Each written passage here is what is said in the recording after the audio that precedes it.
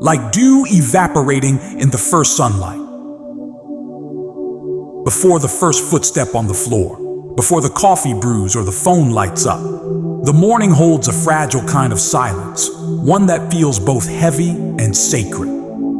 Outside your window, dew clings to blades of grass like whispered memories, waiting for sunlight to release them.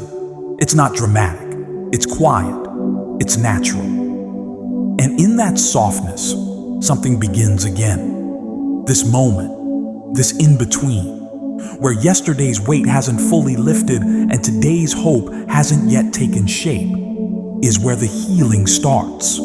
Not in a grand breakthrough, not in a thunderclap, but in a breath, a decision, a whisper. I'm not done yet. Maybe you're still carrying disappointment. Maybe the grief is old, but somehow fresh again. Maybe the world moved forward and you feel left behind. But if you're here, awake, aware, even just barely, you've already done something extraordinary. This isn't about erasing the pain. It's not about pretending everything's fine. It's about choosing to rise anyway, gently, slowly, honestly, because the morning doesn't ask you to be perfect. It only asks you to begin. The fall is not the end. It's a pause. There's a common lie that failure is the opposite of success, that once you fall, it means you've lost the race. But here's the truth. Failure is part of the climb. It is not a closed door, it's often the hallway to something deeper. At some point, everyone falls. Every name you admire, every artist, parent, athlete, writer, survivor has stood where you're standing, in the silence after a disappointment, wondering if they still have a future. Let's begin with Anya's story. Anya was a ballet dancer from Łódź, Poland. At 28, she was training for the biggest opportunity of her life, a solo performance in Berlin that could launch her career globally. She was elegant, disciplined, known for dancing like she was made of music. But one morning during rehearsal, her foot landed just slightly wrong on a turn she had done thousands of times. The crack echoed through the studio, a double fracture and severe ligament tear. Just like that, she was out, not just for the show, but indefinitely. She spent 6 months in physical therapy, then another 6 fighting depression and weight gain and the ache of lost identity. Who was she if not a dancer? Her calendar no longer held rehearsals. Her mirror no longer reflected her in motion, but in her stillness, she rediscovered her creativity, not in leaps, but in language. She began writing short poems about healing, pain, and identity. Then she started coaching younger dancers, not on perfect technique, but emotional storytelling through movement. Eventually, she opened a studio that prioritized expressive dance for people of all ages, including seniors and those with disabilities. Anya never returned to the global stage, but she built one for others. And through that, she found something even more lasting: purpose without performance. She told a small dance magazine once, "I thought my life ended with that injury, but it actually began the day I sat in a chair and helped someone else move." We fall, and sometimes we fall hard. But the story doesn't end there unless we stop telling it. In her memoir, Becoming, Michelle Obama writes, "Failure is a feeling long before it becomes an actual result." Think about that. Often we label ourselves as failures not because the world told us we failed, but because we decided that ourselves too early, too harshly. Let's reframe it. What if failure is not evidence of your limits, but proof of your willingness to try? What if it's not a verdict, but an invitation? Even in nature, death is never final. Trees shed their leaves to prepare for spring. Volcanoes erupt and leave behind fertile soil. Caterpillars dissolve inside their cocoons before becoming butterflies. Everything that looks like the end is often a messy, hidden beginning. This is not just poetic thinking. It's neurological truth. In a 2018 study published in Nature, neuroscientists observed that learning from mistakes activates the brain's prefrontal cortex, strengthening long-term memory and focus more than learning from success. In other words, your brain grows more resilient after failure than after smooth success. But how do you keep going when the fall was so deep it knocked the wind out of your soul? One way: build a language of recovery. Start your mornings with this small micro habit. Write one sentence that separates your situation from your identity. Something like, "I lost a job, but I'm not lost. The relationship ended, but I am still whole. I failed this time, but I'm not a failure." This tiny habit rewires your internal narrative, and the stories we tell ourselves in the morning become the beliefs we live by at night. Let's look at another story, this one from Brazil. Ricardo, age 42, was a civil engineer in Sao Paulo building bridges for the state government. He'd spent years in school, sacrificed personal time, and worked endless nights for deadlines. But a political shift in funding led to project cancellations. Overnight, he and 300 others were laid off. He tried everything: resumes, interviews, contract work. Nothing stuck. Months passed. Confidence drained. His marriage was under strain. He started avoiding mirrors. That's when his 10-year-old daughter left a note on his pillow: "Papai, can you build me a dollhouse?" He hadn't touched wood in years, but that weekend, he started. Slowly, methodically. Something inside him healed while sanding, measuring, building with his hands. One project became 2, then 10. Eventually, he opened a small workshop teaching local teens how to build furniture. He now says, "They fired me from the job, but I found the work I was meant to do." Here's the truth. No one is immune to falling, but some people learn how to pause, reflect, and pivot. The fall isn't a period, it's a comma. In Man's Search for Meaning, Viktor E. Frankl wrote, "When we are no longer able to change a situation, we are challenged to change ourselves." Falling strips us of illusions. It reveals what we truly value. It humbles us, yes, but it also introduces us to parts of ourselves we never knew existed. So if you are listening to this and still hurting from a fall, whether it's a lost opportunity, a breakup, a financial collapse, or a mental health relapse, please hear this. You're not weak for falling. You are human.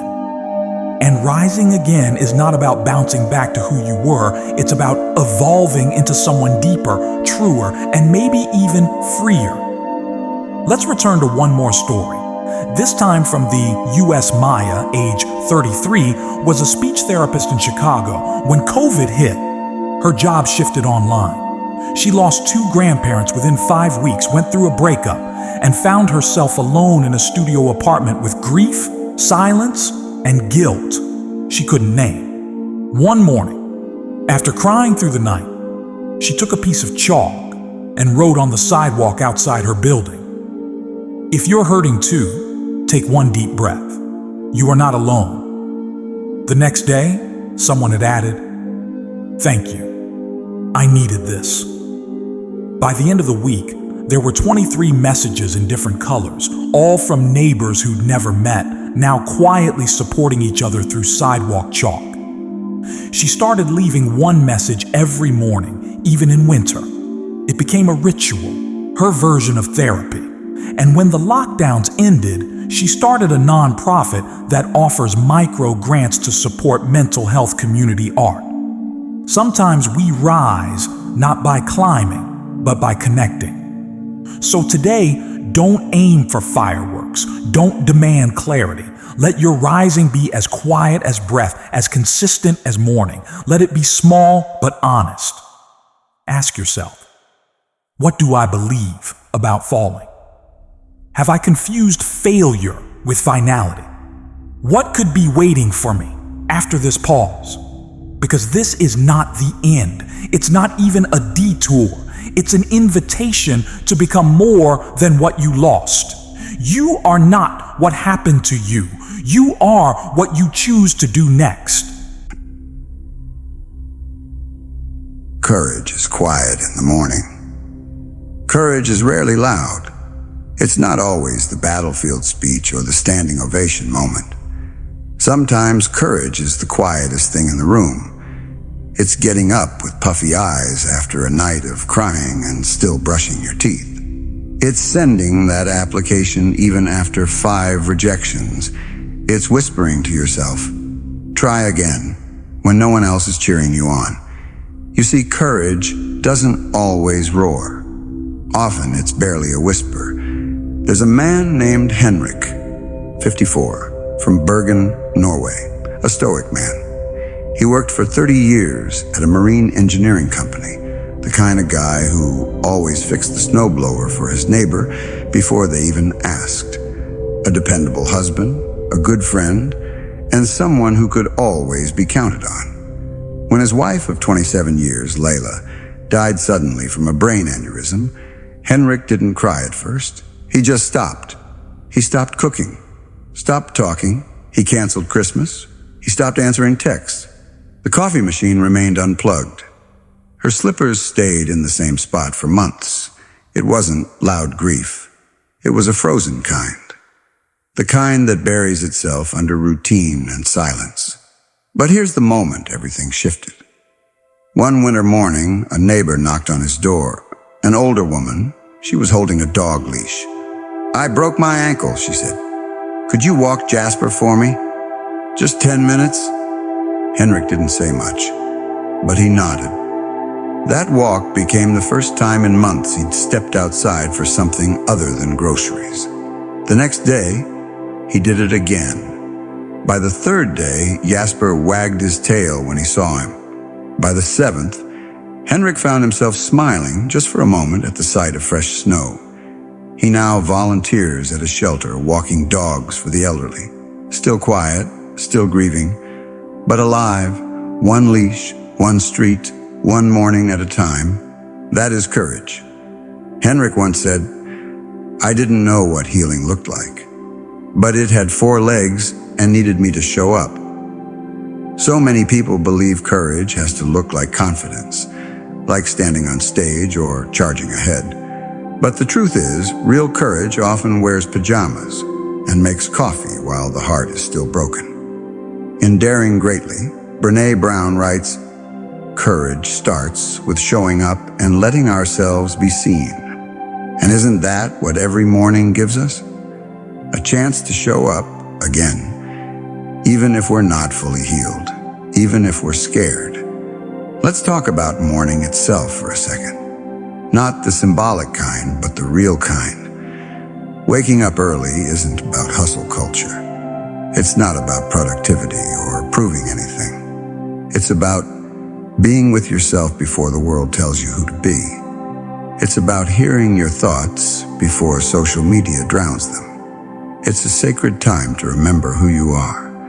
That's why courage in the morning matters so much. Because no one's clapping yet. No one's watching.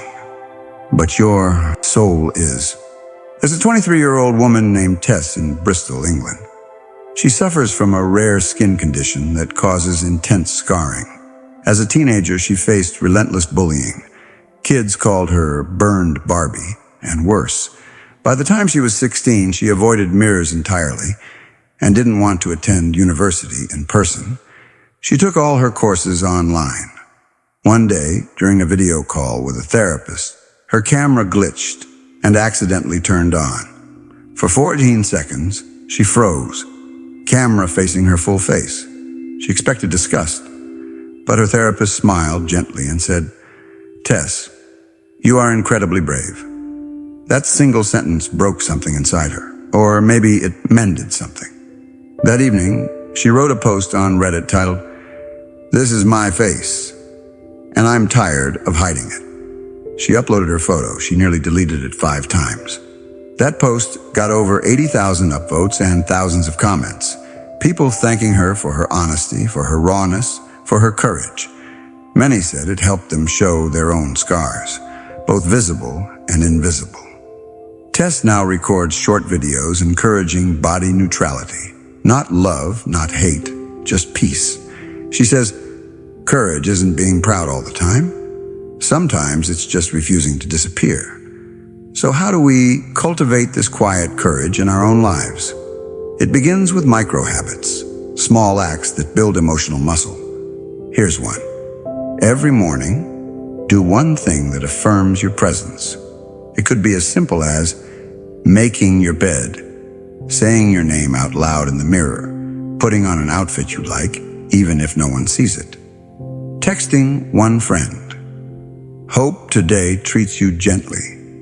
These are acts of existence, of claiming space, and slowly they rebuild trust between you and your life. Because courage is not an event, it's a relationship. And like any relationship, it grows through consistency. Let me tell you about Leo, age 39, from Florence, Italy. He was an artist, but after a devastating divorce and financial losses during COVID, he moved back in with his parents. He said it was the lowest point in his adult life. I went from selling paintings to selling shoes on eBay, he said. Every morning he'd sit at the kitchen table staring at a blank canvas. Not because he had no ideas, but because he no longer believed in them. Then one day his 5-year-old niece asked, "Zio Leo, can you draw me a bunny?" He hesitated, and then he did. It was silly, rushed, imperfect, but she squealed with joy. The next morning, she asked for a lion, then a princess, then a pizza monster. He posted one drawing on Instagram just for fun, then another. It started catching on. He now runs a children's book illustration account with over 60,000 followers. His new studio is filled with joy, stuffed animals, and notes from kids around the world. He said, "I stopped trying to be great. I just started trying to make something honest." Honesty is courageous.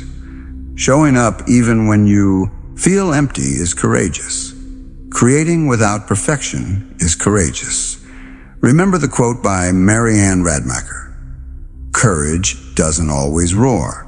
Sometimes courage is the quiet voice at the end of the day that says, "I will try again tomorrow." In the age of loudness, loud opinions, loud headlines, loud success stories, quiet becomes sacred. One of the most courageous acts in a modern world is to rise without applause. Because when the morning is silent, you learn to clap for yourself. Let's turn to the science briefly.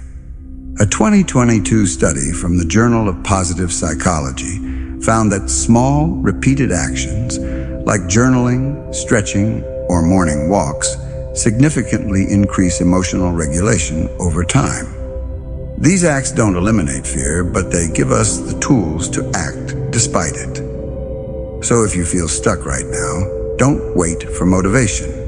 Wait for a moment of silence and act inside that silence. Let me ask you something. What would your morning look like if you treated it as an act of bravery? If the simple act of showing up, getting dressed, drinking water, opening the blinds was your version of winning. Here's a simple mantra to say before your feet touch the floor. This moment is mine. I don't need to prove anything to be worthy of beginning again. Now let's travel to Lisbon, Portugal. An elderly man named Duarte, age 75, retired from teaching mathematics. After his wife died and his son moved to Canada, he lived alone. One day, his neighbor found him collapsed on the stairs, a heart attack. He survived, but was left with limited mobility and deep loneliness.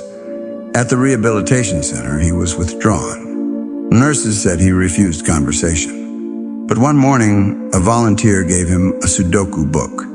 He solved one puzzle, then another. Soon, others noticed. "Mr. Duarte, can you help me with this one?" Eventually, he started running morning logic sessions with the other patients. He became known as the puzzle professor. He once said in an interview, "I thought my days of teaching were gone, but mornings reminded me I still had something to give. You see, sometimes courage isn't about doing something new. It's about remembering something old and bringing it forward again. That's what mornings are for. To remember, to reclaim, to rebuild, to rise, not because the world is ready, but because you are. Let's pause here. Think of one moment in your past when you were proud, not for succeeding, but for trying. That version of you still exists. And that version doesn't need to be flashy. They just need a morning. To summarize this part's truth in a single breath, courage doesn't have to shout. It just has to stay. It has to wake up, open the window, breathe, and begin. Quietly, softly, powerfully. So tomorrow morning, don't wait to feel brave. Just act as if you are. And one day you'll look back and realize that quiet act was the loudest yes your life ever needed. Turn pain into power. Pain is a teacher no one wants, but everyone learns from. It enters uninvited, often when we least expect it, and leaves behind marks that no mirror can reflect. But what if those marks aren't just scars? What if they're signatures of survival? Proof that even in the darkness we kept breathing. Most of us try to escape pain. We numb it, avoid it, run from it. But what if we listen to it? What if, instead of turning away, we turn toward it and asked, "What are you here to teach me?" There's a quote by writer Haruki Murakami that says, "Pain is inevitable. Suffering is optional. Pain, as part of the human condition, is non-negotiable. But what we do with it, that's our power. We can carry it as a weight or reshape it into wisdom." Take the story of Luis Moreno, a literature professor from Mexico City. When he was just 19 years old, a car accident on a foggy mountain road left him blind. He was studying to be a screenwriter, obsessed with visuals and cinematography. Losing his sight felt like losing his dreams. For a full year, he barely left his room. He refused to listen to music. He refused to talk about films. He hated the sound of joy. But one day, in an act of reluctant surrender, his mother played an old cassette tape of Pablo Neruda's poetry. Luis sat there, still and rigid, until one line reached his soul. "You can cut all the flowers, but you cannot keep spring from coming." Something inside cracked open. Not in a cinematic way, but in a fragile, trembling one. That night, he listened again and again. Words became his sight.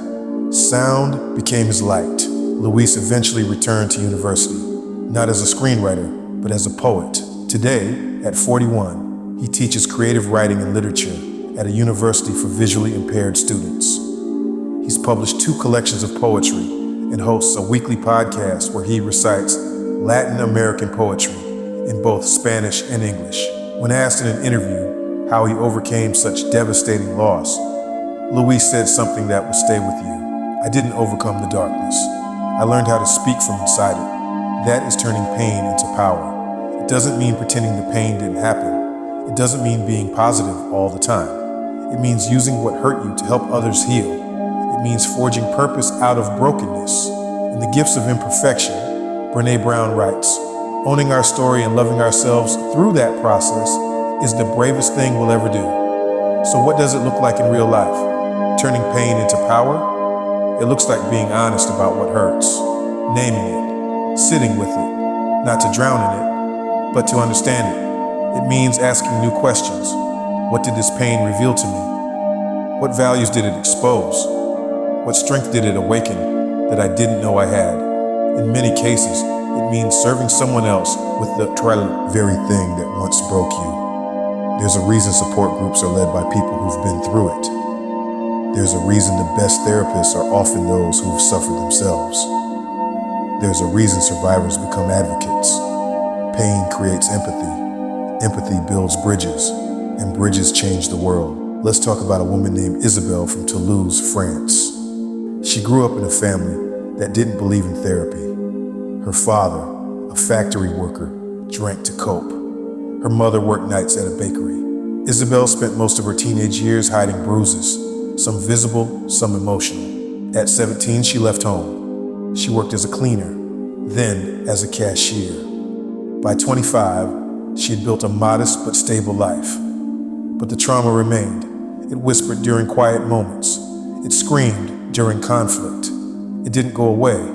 It just waited. One rainy morning, she saw a flyer for a free community writing group. Something tugged at her. She joined. At first, she barely spoke.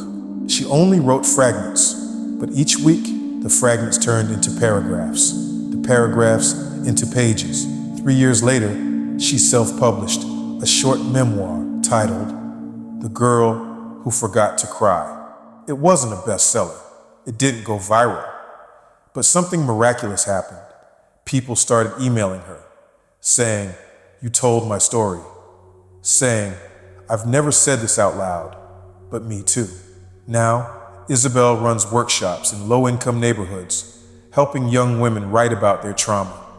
She teaches them to take back their narrative, to name their pain, not as weakness, but as a badge of survival. She once said, "My pain had a purpose. It introduced me to 1,000 silent voices that needed to be heard." That is transformation. That is power. Here's the truth we're often afraid to say. Your most painful experiences might hold the key to your greatest impact. But there's a catch. It doesn't happen automatically. Turning pain into power is a choice, a process, a practice, and it begins with a single step. Stop hiding it. We're told so often to move on, to be strong, to get over it. But healing doesn't work on command. It doesn't obey calendars. It doesn't care about appearances. What healing does require is honesty. So here's a micro habit you can try. Each morning, write one sentence that reframes your pain into a strength. It might look like, "Because I was rejected, I understand compassion better. Because I lost someone, I now value presence. Because I failed, I am more humble and grounded." This doesn't erase the hurt. It simply gives it new meaning. There's a concept in psychology called post-traumatic growth. Unlike PTSD, which focuses on the damaging effects of trauma, PTG refers to the positive psychological change that can occur after a crisis. People often report stronger relationships, deeper gratitude, renewed purpose, and an expanded sense of self after trauma. A way is the difference between the scar and the story behind it. Pain breaks us open, but that openness allows new things to enter. Empathy, wisdom, patience, resilience. Let's turn to a final quote. This one by Elizabeth Gilbert. "Ruin is a gift. Ruin is the road to transformation." Those words might feel harsh if you're still bleeding, but they hold deep truth if you're ready to start stitching your life back together. Here's something that surprises many. Your pain may be the most relatable part of your story. Success impresses, yes, but pain connects. It's where we meet each other as humans.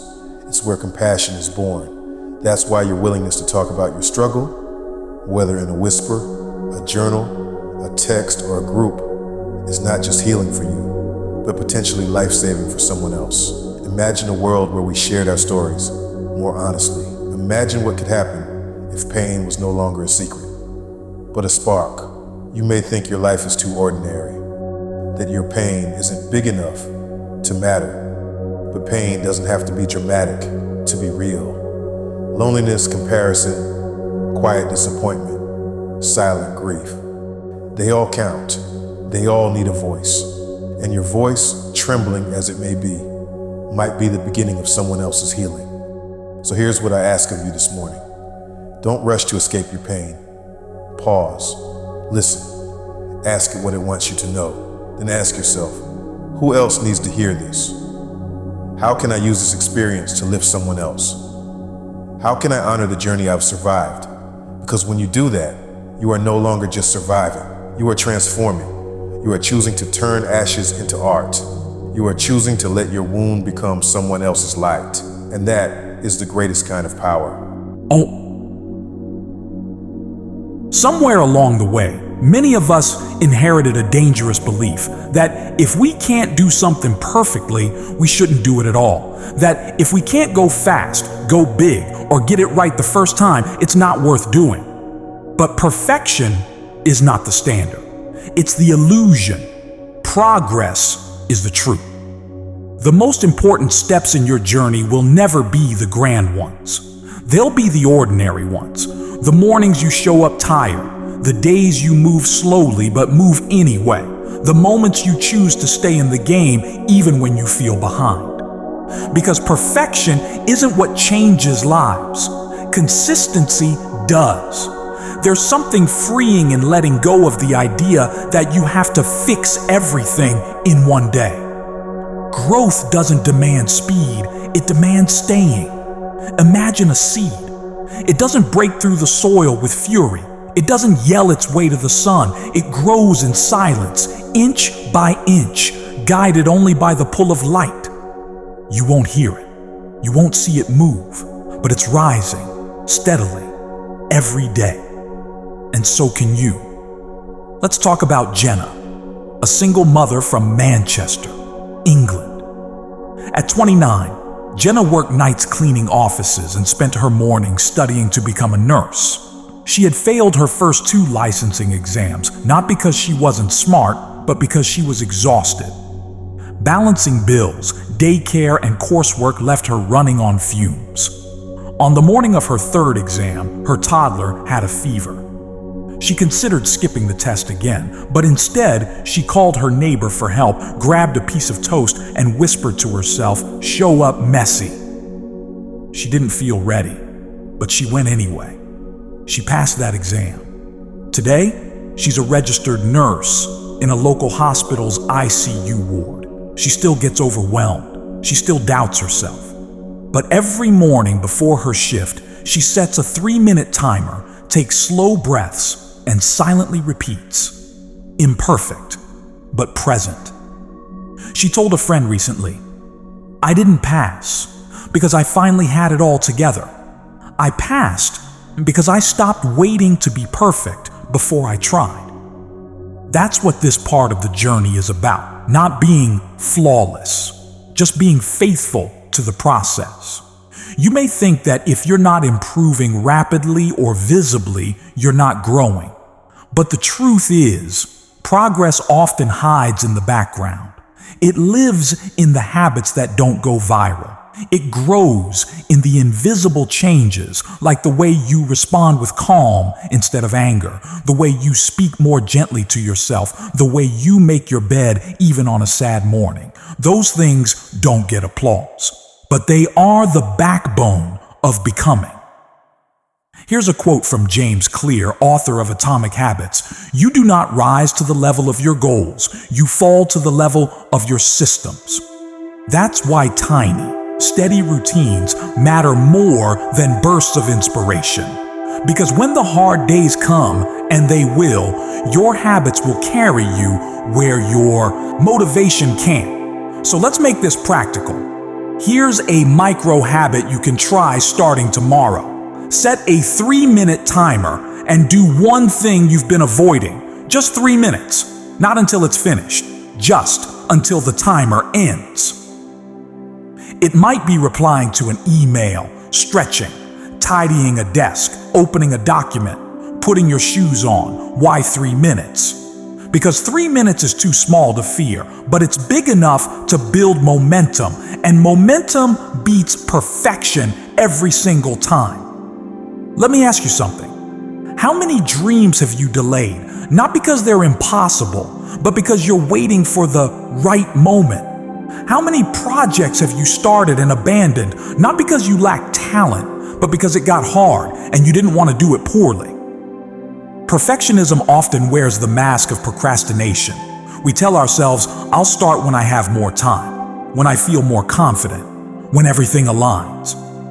But those wins are rarely real. They're exit signs. They're ways we let fear masquerade as logic. In her book, Big Magic, Elizabeth Gilbert writes, "Perfectionism is just fear in fancy shoes and a mink coat. pretending to be elegant when actually it's just terrifying. So what's the alternative? It's deciding to do it anyway. Not beautifully, not bravely, just honestly. It's saying, I'll write the messy first page. I'll go to the gym even if I only last 10 minutes. I'll apply for the job even if I'm not the most qualified. I'll apologize even if the words come out imperfect. Because life doesn't reward perfection. It rewards persistence. And morning is the best time to practice persistence. Not because you're fresh and energized, but because morning is when your intentions are still pure, before the noise, before the judgment, before the world tells you what to fear. Progress loves the morning. It doesn't ask you to be impressive. It only asks you to begin. There's something deeply courageous in starting before you're ready.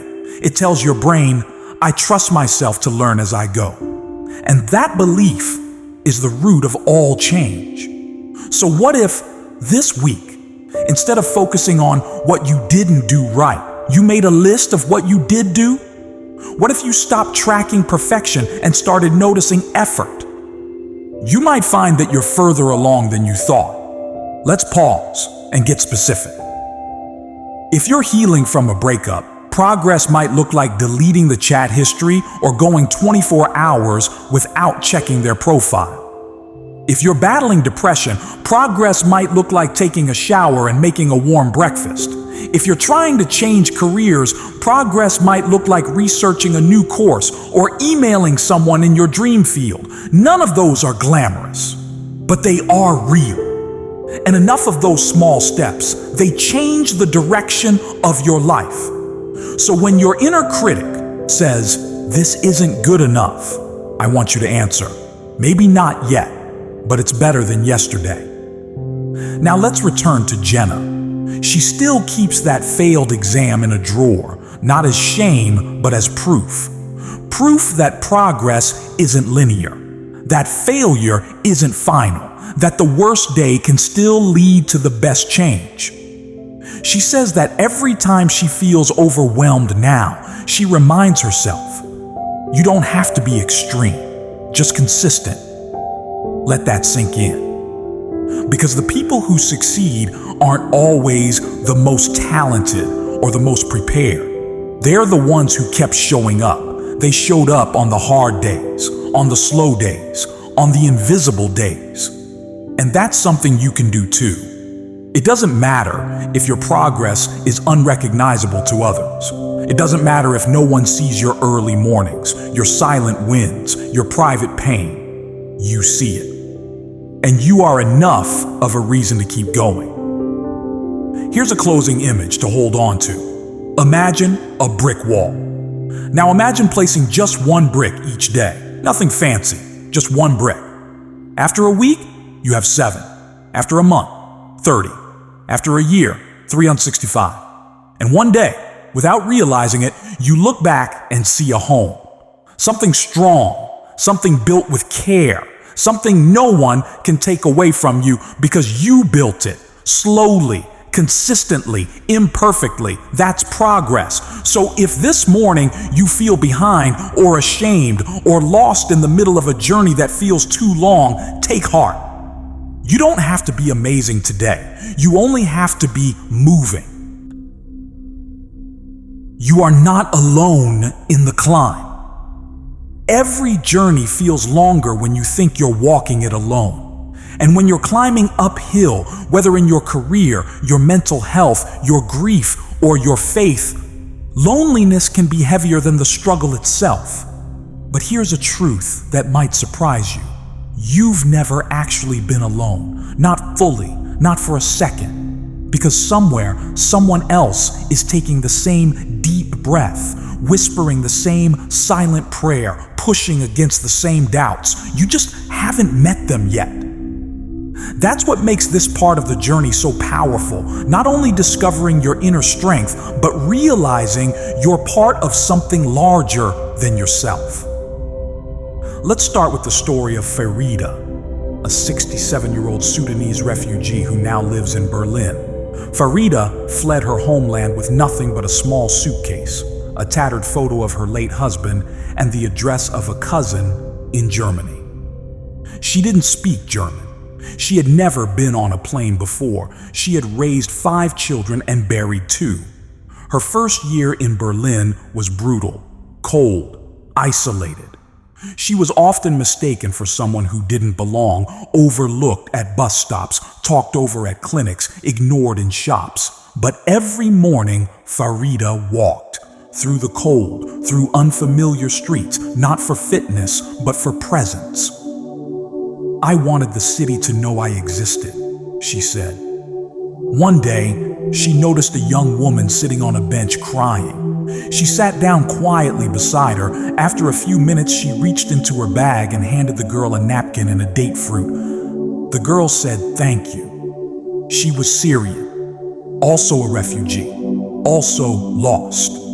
The next week, they met again. Then again, they brought friends. Today, Farida runs a literacy circle in a small community hall in Kreuzberg. She teaches refugee women from all backgrounds how to read, how to fill out forms, how to write their names in 2 alphabets. But more than that, she teaches them how to reclaim their space in the world. Someone asked her once how she had the strength to keep going. She smiled and said, "I remember what it felt like to be invisible. So now, I make sure no one around me feels that way again." That is what it means to rise together. You don't have to lead a movement to make an impact. Sometimes the most powerful thing you can do is to look someone in the eyes and say, "I've been there. I'm still climbing too." One of the most healing truths in the world is this: your pain doesn't isolate you, it connects you. Think of the most meaningful conversations you've ever had. Were they about your accomplishments, your promotions, your highlight reel? No.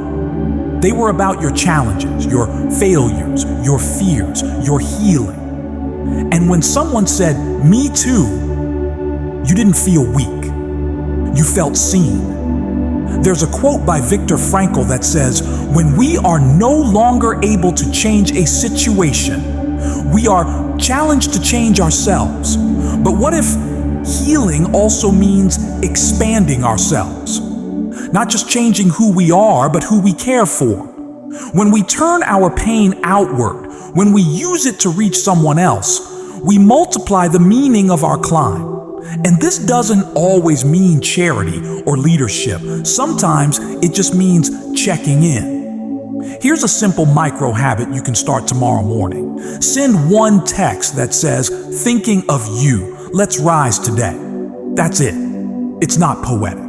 It's not profound. But it might be the one message that keeps someone from giving up, because we all want to know we're not alone, and someone, somewhere needs your voice, your energy, your effort. There's something beautiful about the mountain metaphor. When you're climbing, you often look up and feel overwhelmed, but sometimes what you need is to look sideways, to the climbers next to you. You'll see someone struggling just like you. You'll see someone catching their breath just like you. You'll see someone who fell yesterday but got up today. And that perspective reminds you you're not behind, you're just human. Let's think about nature again. Ever noticed how trees in a forest don't grow alone? Their roots are connected underground. They share nutrients. When one tree is wounded or sick, the surrounding trees send extra support through those roots. They literally hold each other up from below the surface. And if trees can do that, how much more can we? Your morning could be someone's medicine. Your survival could be someone's roadmap. Your resilience could be someone's hope. Here's something else you may not know. You're already inspiring people just by continuing. You might not have the perfect words. You might not feel strong. You might not feel like you're making a difference. But I promise you, your decision to keep showing up is changing more than you think. That's what Farida teaches us. That's what life teaches us. We rise higher when we rise together. So if you're climbing today, emotionally, physically, spiritually, pause and breathe and know this. Someone is praying for you. Someone is rooting for you. Someone sees your fight, even when no one applauds it, because we're not alone in the climb. Not now, not ever. Rise gently, but rise still. So here we are, at the end of this message, but not the end of your journey. You've walked through stories of broken bones, broken dreams, quiet courage, painful growth, imperfect beginnings, and invisible victories. You've met people who didn't rise because life made it easy, but because they chose to begin again in spite of everything. That same choice is in your hands today. If you feel tired, know this: even the sun rises slowly. Let your healing be quiet. Let your strength be gentle. Let your courage be unpolished. But whatever you do, rise again.